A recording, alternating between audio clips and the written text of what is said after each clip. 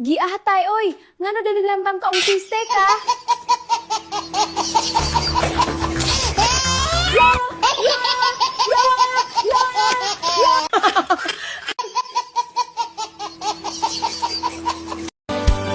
Prosecutor Padulyon, ini-insist mo kasi yung restitution kaya tayo nagkakaroon ng problema. Will you still insist on that? Sari-saring problema, pero iba ang kay Marcoleta. Lahat na halos ng paraan sinubok niya para pigilan ang restitution. Pag naging witness ang mga diskaya, parang asong laging galit. Sa hearing ay napakasungit. Katwiran niya'y talagang ipipilit. Sa diskusyon ayaw pasingit. Ganito siya tumawa. Tawa ka nga. Tawanan niyo, walang problema.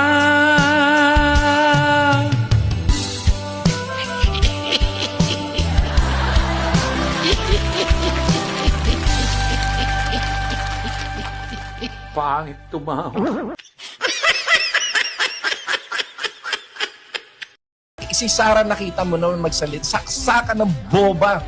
Pasaksakan ng tanga at napakaboba, pinakaboba sa lahat. Akala niya cute siya. Yung pandesal ba na akala mo cute ka, tanga, boba ka, Sara. Wala ka na akong nakitang pinakaboba at pinakatanga kundi si Sara Duterte. Pinakaboba sa lahat. Okay. Pero siguro Magpe-press con ka, tapos sasabihin mo, I do not want to answer that question. I do not want to answer that question. I do not want to answer that question. Nag-press con ka pang hayop ka.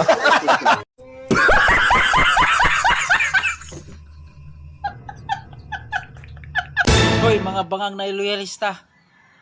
Bakit nyo sinisiraan ang mga Duterte? Hindi kriminal si Digong, ha? Tagal ako pumapatay ng tao hanggang ngayon hindi pa sila nakapahal ng kaso. Hindi kurap si Digong. Ako nagmamakalinis.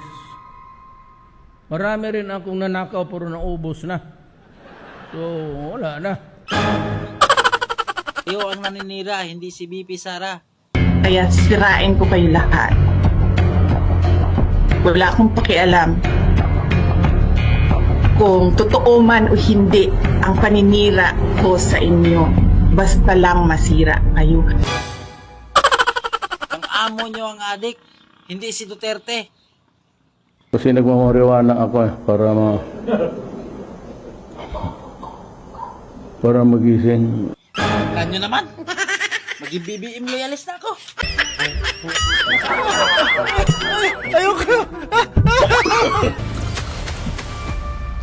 Pag pinatay ako, patayin mo si BBM? Ang claim niya, that was a conditional threat. Pero sa presinto na siya magpaliwanag. Baliw itong taong to. Tinitrete ng presidente.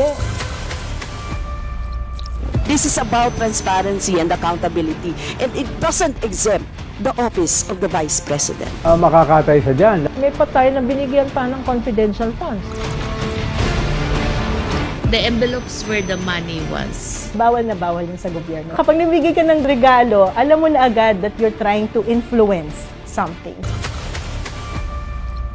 Kung ba isang totoo lang, I will ask my daughter to resign and everybody in the family.